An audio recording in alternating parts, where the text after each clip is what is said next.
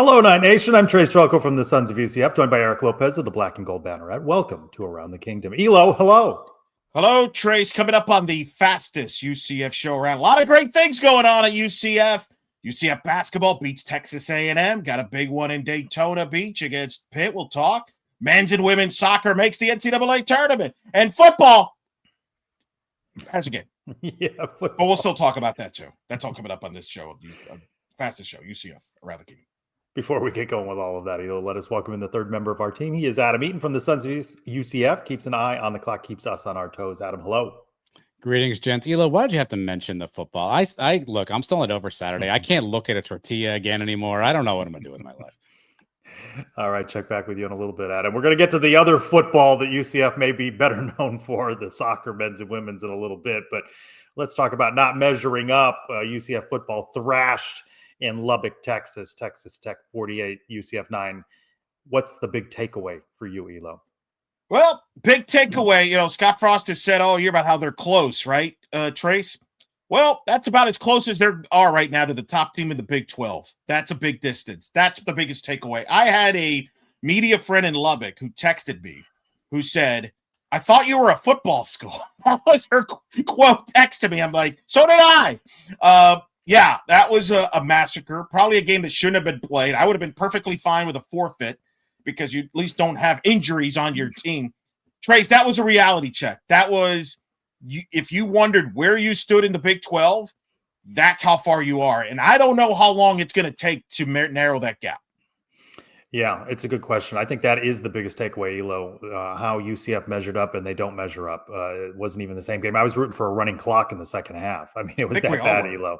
UCF did not match up well in this one, and the distance between tops in the Big 12 and where UCF is sizable. Scott Frost said it best in the postgame where I think he said Texas Tech was in a different speed than his players. That was an alarming statement and factual. Boy, oh boy. But hey, it's another UCF road loss. We're getting used to that, especially in the Big 12 era, folks. We're 2-11 on the road. Trace, you travel. You seem to be okay. You seem to have a fine time on the. Why can't the football team be like you and have a good trip? They're just not good enough, Elo. They're just not built to win these games. They do not perform well in those road environments. And for all of the fans who call it flyover country, these are raucous environments for the most part. Fans get into it. The atmosphere was good at Texas Tech. I mean, fans are having a good time. You talked about the speed of the play. They were having a good time. It was mentioned by I believe it was offensive coordinator Steve Cooper, was DC Alex Grinch, saying they looked like they were having a good time. Of course they were having a good time. They were rolling all over UCF. Everybody was having a good time. Elo, UCF is not competitive in most of these games on the road, and there's been no turn in that this season.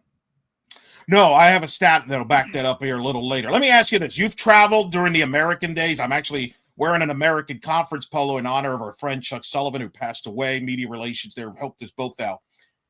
What's the difference traveling to the American to? Have you noticed it? Is there a big difference or is this more of an on-the-field talent issue?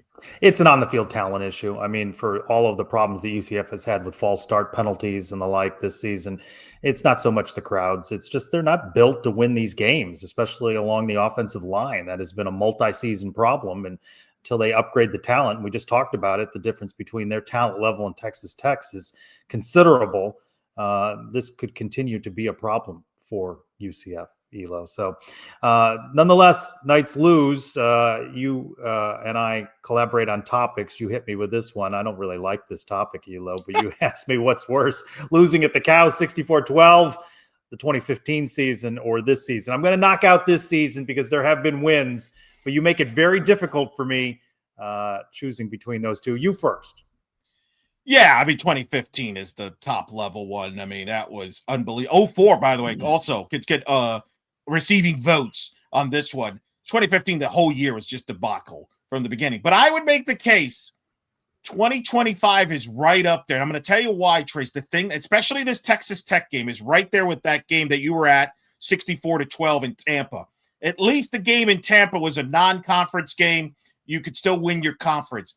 What's alarming about this got me to such a depressing part, Trace, that I wonder now, Trace, Will UCF ever be a contender in the Big 12 in our Oh era? my goodness! Because of this game, now you're.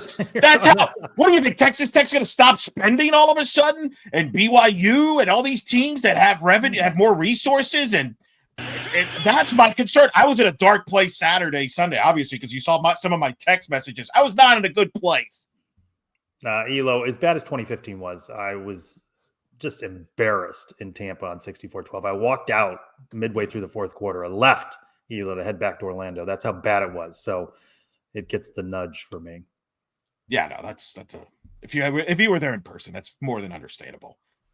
Speaking of resources, hey, I don't know if you heard, Trace, Texas Tech has pretty good resources in football and other sports and their facilities. Safe to say they're getting their return on their investment. You were there. What was it like for them? You were there 2 years ago compared to now. All right. Well, the new addition that they built, Elo, has a tower, and you don't think much of it if you don't know that their big donor, Cody Campbell, has a suite.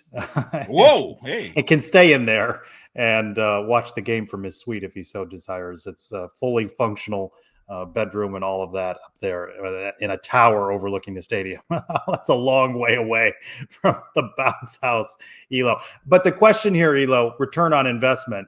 And I think that's the question. I don't think any longer getting to the Big 12 championship game is a satisfying season.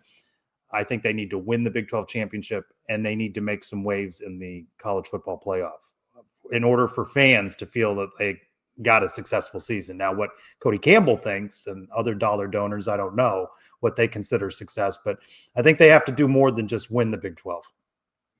Well, let me ask you this, though. Have they turned this into one of the best jobs in football because of all the resources and money they have? Oh, of course. Kind of mind-blowing, though. Yeah. Would we have said that 5 years ago? And it's not just football. Right. It's also softball coming to the national championship, yeah. Basketball top 15 team. Yeah. I mean, it's insane how they have flipped the script. They bought their way in. Yeah, we can't do that. Yeah. That's for sure, Tracy. Oh, boy. So there we go. It's your turn. I'm too depressed. It's my turn. The direction of the program. Scott Frost keeps talking about things heading in the right direction, Elo. Do you agree? Do you nod in agreement when you hear Scott Frost say it week after week after week? What's your definition of the right direction? I think is the question. Is the right direction, hey, we know how to defend. We can play some defense now versus where we didn't the last couple of years? Sure, that's the right direction. Maybe some guys, but we got to see it. And we're going to find out in the next few weeks. What are the recruiting? How is that going? Is that in the right direction or not? What is the portal what they add up in the portal? I don't think they're in the right direction offensively. Do you, Trace? I think they are incrementally moving. I heard Scott Frost talk this week about moving up the ladder, but that could be from a very low position or mountain, he said. I don't know where he thinks they are on the mountain. Nobody followed up with that question. I think they're moving in a direction, but maybe it's like one of those board games where you spin the arrow and it just goes like this. Maybe that's all they're doing, Elo. The problem is he said this is going to take a while, right? There's going to be a struggle. Long? That's the question. How long is it going to take? Because I don't know if how patient people today are not as patient as they were, say, 10, 20 years ago. 20 years ago, you could understand, hey, we're going to keep a core. We're going to build this over 2, 3, 4 years. Now people have no patience now. They got to come up with hot boards every 10 minutes. So I don't know. That it's a lot of questions this offseason they're going to have to address, to say the least. And one of them now, here's the question. Now, UCF's still trying to get a 5th win this Saturday. They're heavy favorites over Oklahoma State. Boy, does that say a lot about where the Pokes program is. Game on ESPN Plus, folks, for the diehards. A 5th win this Saturday makes this a success, Trace? For me, no. There are so many bowl games, Elo, 40-some-odd bowl games. You should at least get to 6-6 if you're a UCF program in the Big 12. You should qualify for a bowl game. So while 5 would be better than last season's 4, for me, it does not mean it was a successful season. It's not. And you know who would be the first to say that? I would like to think it's Scott Frost, because he had a clause. If he gets to 6, he gets an extra year in his contract. So clearly he's banking on 6 on that. I agree. 5 is not good, especially, Trace, with the way the schedule played out. You have all these home games, a very manageable schedule. Could have won the Kansas game, could have won the Houston game. It was there. No, I don't think so. And even beyond the win mark, Do you feel good about this group coming back next year, especially on the offensive end?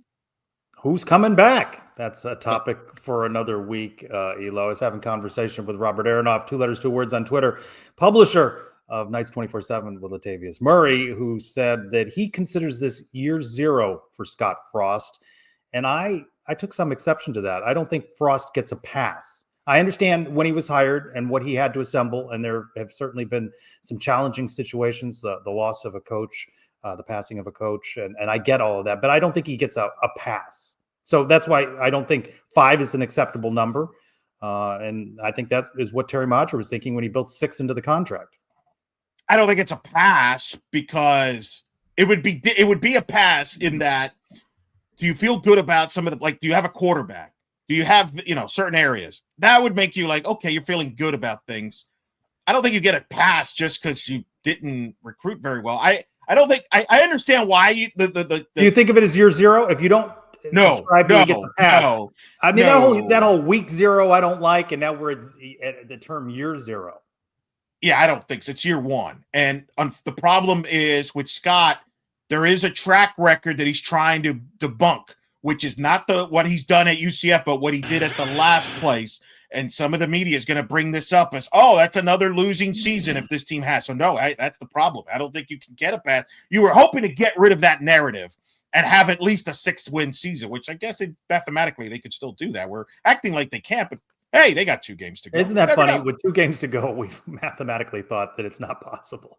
But then again, maybe some might argue he should get a pass because maybe this job is not as good, Trace, as we think it is. Where would you rank this job, Trace, in the Big 12 pecking order? A lot of variables in that. I know I'm going to anger and will draw some ire from West Virginia fans. I think that is a worse job. I think you're in Morgantown, West Virginia, instead of Orlando, Florida. And I think the recruiting area of Florida, not to mention the weather, makes it a better destination. But when you look at coaching salaries, Elo, you look at investment in the program, all those people that get frustrated about us when we talk about resources for men's basketball are starting to come around on, boy, UCF's resources don't stack up to the rest of the Big 12. So I think it is towards the bottom. I put it ahead of West Virginia. What other programs would you put it ahead of? Right. I would have said Kansas, right? But they seem to be investing in their football, which you mentioned, the stadium. Yeah, big stadium. That's a great question. I don't know. I think you're right. And here's the thing. Everybody says, well, you're in the state of Florida. That's the if Florida was so great, Trace, why is Florida State terrible? Why is Florida terrible? Yeah. Why can't the Cows win anything? Well, we know why. They're idiots. But anyway, I'm going to give you this quick stat. 2 UCF teams in Big 12 conference games, all right? One of them has won 21% of their conference games. The other one's won 19%. There's another one that's won 37%. Who do you think is football? Which one is football? The 21%. Very good. 21%. Basketball, men's hoops is 137. Only women's basketball at 19% has been worse than football of all the UCF teams in the Big 12 conference game. Hello. Not good. Not good. But what is good, Adam Eaton is back, and time for our silly game. I'm running out of fingers to do the counting for that one, Elo, so apologies. But guys, 21, 19, 37. I have cooked up a spicy game of charge on, charge off. It's simple. I'm going to read you a statement. You tell me if you agree with the charge on or disagree, charge off. Elo, I start this with you. Here's the statement. Scott Frost needs to upgrade his offensive coordinator position in the offseason. Charge on or charge off? Well, let me just first say that this game is right up there all time with Wheel of Fortune, The Price is Right, and Name That Tune as the greatest games ever created. So glad to be honored to be a part of this. I'm going to say charge on, and I'm going to expand that, Adam. I think there's a lot of pieces on the offensive staff. You've got to get talent here and recruiting. And yes, I think they got to upgrade, not just there, but maybe some other offensive coaching positions. Charge on. It's challenging for me to say this because we don't have the evaluation of the coaches, right? I do think, though, that he's very loyal and he is friends with Steve Cooper. So if there was going to be a change, I don't know that that's the one that occurs. And he needs coaches that bring talent in. And I don't know that he's going to make many changes. Now, some coaches may leave for other jobs, but I don't know that he's going to make many changes. He showed a great loyalty to his staff in Nebraska, and that got him into some issues with the fan base and, the administration. So I'm going to go charge off because I don't think a change is made, but I think something needs to happen on the coaching side. I think you can rearrange. You don't have to get rid of people. You can rearrange some things and tweak some decks things. On the chair decks on Titanic, or there's a line, something like that. Oh, yeah, exactly. I'll work on that for you, Trace. All right. We were all excited, Trace, about Scott Frost coming back to UCF. But here's my question for you. Charge on or charge off? Josh Heupel is actually a better coach than Scott Frost. Charge on or charge off? No, I don't like it. I'm going to stay loyal to Scott Frost right now. Charge off. I did not enjoy the latter portions of the Heupel era. So charge. You've made that very clear. Yeah. All right, Adam. So are we judging this based on just their UCF time, or are you talking about all body of work? Well, we were excited that Frost was coming back. Would you be as excited if it was Heupel coming back? No. No, I would say charge off on that. No, I don't think Josh. I think Josh Heupel can't even. He's losing 3 games a year with a great resources and budget. I can't imagine what he would do now in the Big 12. I don't think Josh would be successful here in the Big 12 either. Let's stay with football, Elo. UCF should be concerned if the Florida Gators hire Lane Kiffin. Charge on or charge off? Charge on! Exclamation point. Why? Arguably the greatest Knight, who's a fantastic coach himself, will be on his staff more than likely in Kevin Smith there. Yes, this is one of the frustrating things. UCF is struggling in a time where Florida and Florida State have been stuck in mediocrity. If one or both of those schools hit on the head coach, yeah, that's a problem. Charge on. I'm going to go with charge off because I think UCF's playing in a different league financially and otherwise. I don't think they're going to lose recruits to Florida based on being outbid. I just don't, they're just not in the same league. I don't think it matters who's the coach. I have a bonus trivia for both of you. Shout it out if you know it. What's the name of Oklahoma State's interim head coach? Oh, yeah, no. You're covering the game, Trace. I don't know. I'm stuck on last week, so I'm not ahead yet. Doug Meacham is the correct answer. We need a sound effect for that. Adam, come back. Fantasy football results time. I am back, Trace. Well, listen, this is a great mystery to me. I have no idea going in week to week. I really thought Philip Dunham was the key for me in that Houston game, and I was disappointed. I have bad news for all of you then. Not a lot of offense this week, as you know. So defense was going to carry the day. Trace, you racked up 6 points. Philip Dunham had 3.5 as your leader. 6 total? Elo, 6 total. Elo, you had 8 points, 5.5 from Cole Kozlowski. Yeah. So a great showing from you. And unfortunately, due to the waiver wire pickup that I had of Dylan Wade, who scored the only touchdown, and Lewis Carter's 12 total tackles, I came out on top with 20 points this particular week here, which makes the standings. Eric Lopez 126.5. Trace Lopez, Trylko, 168.5, and yours truly 196 points with 2 games to go. I've got a 29.5 point lead on Trace Trylko. This could be a very big week, but I'm missing bodies. I don't have enough bodies. You're welcome, Adam, for Dylan Wade. Thank you, Adam. Elo. Speaking of confidence. I don't know why, but I had Texas Tech in the draft. What happened?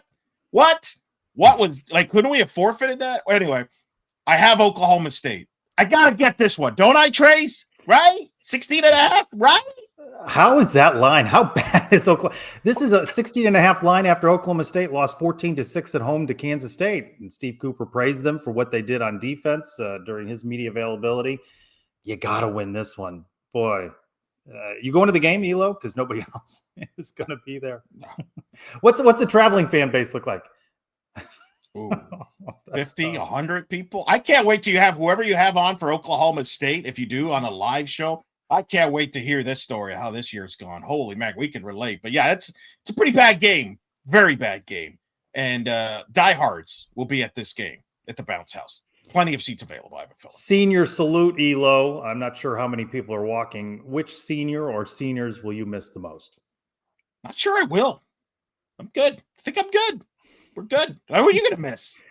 For what he's meant to the program, I'd say Paul Rubelt. because he's that face and that ambassador for the program. The guy you mentioned earlier, Cole Kozlowski. I love the way that guy plays. Well. Yeah. All right. Yeah. All right. Malachi Lawrence. This is another long time night. We talked about it with men's basketball and Darius Johnson. How many 4 or 5 year guys are you going to see into the future, Elo? So I would mention those are Jaden 3 good Nixon too. I wish we had another season of Jaden Nixon. I liked your 3 names there. I'll be honest. I've started the process of deleting this season from my memory bank. So that's why I really didn't think of a senior. So I give you credit. I think those are 3 fine. Cole Kozlowski's actually been. What's unfortunate about this, Cole Kozlowski would, if they had a better season, would be a heck of a story, wouldn't he? Yeah. Yes. But we haven't. So that's kind of how that works, unfortunately. Hey, Trace. My question to you is this. First of all, let me ask you this before. How confident are you in this week? Are we winning? Are you guaranteeing it? Can we guarantee a win? I'm not guaranteeing a win, but I'm pretty confident. I'm pretty confident. Okay. All right. That's fine. Do you want me to do what do you want me to do? A prop props here for you? You go to props. Okay, here we go. So what was our prop you last came up with a good one last week. You won. Yeah, soccer won, by the way. Soccer had more goals than Lee Hunter tackles, and of course, definitely more than UCF offensive touchdowns. We were both right for not taking UCF. Amen. Touchdowns. Okay, Oklahoma State UCF. Holy macro, this is a dandy.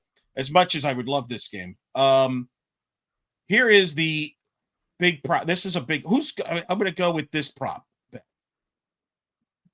What is the over/under on penalties for both of these teams? You've done penalties before as an over/under, didn't we? Penalties one time before. The combined total penalties for both teams combined. Okay. 13.5. Over. UCF could get to 10. You're going to go the under? Barely. 13. Right at 13. Well, you got a 7 and 6 there? Or yes. Very fair and balanced. Yes. Hopefully the clock's running. Not a lot of plays. Probably not. But maybe the over-under should be turnovers. Over-under 3.5 turnovers for 2 teams here. College football playoff rankings updated, Elo. Texas Tech moves up a spot. Number 5, they're in great shape, I think, to get a bye. If you're one of those that thinks rooting for a Big 12 multi-bid league, boy, you better hope BYU wins out, because if they don't, and they go to Cincinnati this week, Trace, and they lose that game, we could say bye-bye to Big 12 as a 2-bid league, because nobody's beating Texas Tech in the Big 12 title game unless Joey McGuire does a Chauncey Billups and just takes the game. Miami is right behind the Utah schools, and there's a lot of noise about Miami and Notre Dame. I would not be surprised if Miami jumps both Utah teams if Miami wins out. But Texas Tech's the clear team. BYU's number 2, Utah's 3. My question to you is, do you think Cincinnati beats BYU? This is the game where big noon kickoff's going to be at. Not Joe Clatter, Gus Johnson, because you can't move them away from that noon slot. But the pregame show will be there. What do you think happens in this game? I still think it's BYU. I think Cincinnati's a bit overrated. But home field is important in the Big 12, right? And in college football. So I think it's still going to be BYU, Texas Tech, and a rematch there coming up. I'm picking Cincinnati to upset BYU because BYU's looking ahead to UCF, that big show. Oh, they're looking ahead. They're looking ahead to UCF. Let's talk men's basketball. Got the game Thursday against Pittsburgh, but go back to last week, the other game in Texas. That was a comeback, wasn't it, Elo? They were down, 14 with about 10 minutes to go in that game, and then they took care of business. They shut down Texas A&M and cruised to a victory. That's an important win for them. It's good when it gives them confidence on the road. They sweep A&M in this home and home, by the way. So Johnny Dawkins finds a way. And then don't sleep on the win on Monday night. I know people that don't follow basketball is like, wow, they only beat Oakland by 4. This was a trap game. You beat A&M. You've got a big one with Pitt on Thursday. Oakland's a program that's probably going to win their horizon. Beat Kentucky 2 years ago in the NCAA tournament. Ended the John Calipari era. Gave Purdue all they could handle earlier this year. Oakland's played Houston, Purdue, I think Michigan. So I think I'm just happy to get the win there. I was worried about that game. Still have questions defensively, but I like this offense. I think is a little better than I thought. Trace, are you buying into this offense? Oh, yeah. I like the offense. I'm not sure where they are on defense. They still have some room to grow on defense, but I've liked what I've seen so far. They got things got out of control in the Vandy loss, but they've righted the ship. There's an argument to be made here, Elo, that they may go into conference play with maybe one loss, two losses at the most. Big one against Pitt, ACC team. If you can win this game in Daytona to go 2-1 against Vanderbilt, A&M, and Pitt, if I would have told you to go 2-1 before the year, you would have taken it. Yes, definitely. So big opportunity there. ESPN2, everybody. Big linear basketball. That's better than the football game on ESPN Plus. Sure is. Go click.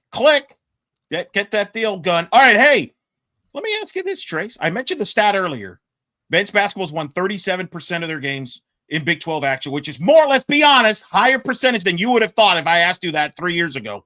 Football only at 21%. Scott Frost, if he doesn't beat Oklahoma State, might finish last in the Big 12, something Johnny Dawkins hasn't done yet. Who do you trust more right now, Scott Frost or Johnny Dawkins?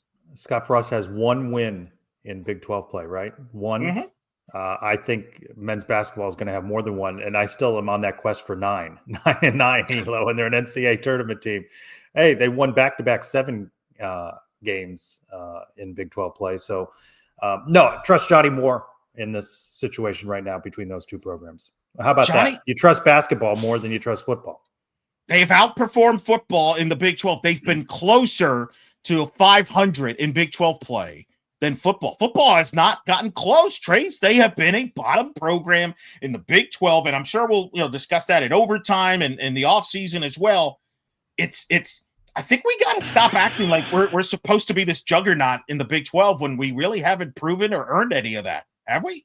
No. However, women's soccer has shown that you can win in the Big 12. Yeah. Men's soccer has shown you can win in the Sun Belt. Both NCAA tournament teams, Elo. It's been a while since that happened in the same season. 2011 was the last time that happened. That's happened. This will be the 7th time it's ever. By the way, UCF only one of 15 schools that has a women's and the men's team both made the NCAA tournament. Big.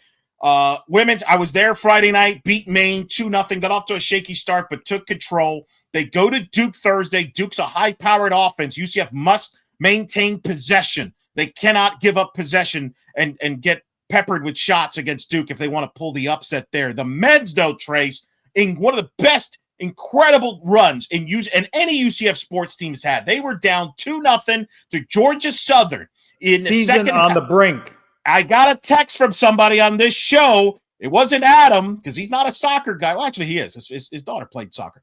Somebody texted me saying the season's over. That may have been me. And then seconds after that, Clarence Awador scored. Lillian Ricole scored. They win in overtime, yes. And then they beat the regular season champs Kentucky on a semifinal, and then beat Marshall at Marshall in the championship. An incredible run for Scott Calabrese, who I think, Trace, right now, is the best UCF coach of any men's sport on campus. All right, save that as a topic for another week, Elo. And volleyball closes out against top 10 Arizona State, big one Wednesday night. Time to bring back in Adam. Adam, what did we get right? What did we perhaps get wrong? All right, here's what I can tell you guys. That Tower edition of Texas Tech, Trace, cost a cool $242 million. $242 million. And this expansion of Roth Towers, what? How much is that? Less. Joey McGuire, by the way, his contract expires in 2028. No one really knows that. He signed a 6-year, $26 million deal. You asked about recruiting, Elo. UCF currently ranked 15th in the Big 12. Just spoiler alert, there's only 16 teams there. Scott Frost has not had 5 wins as a coach since 2019. He's only had 6 wins, more than twice, obviously 2016, 2017. Elo, according to something called Gold Derby, the top 3 game shows of all time are Jeopardy 1, Price is Right 2, Family Feud is 3, and just for funsies, Josh Heupel's record at Tennessee is 44-18. My mom loves Family Feud, so I could see that. Yeah.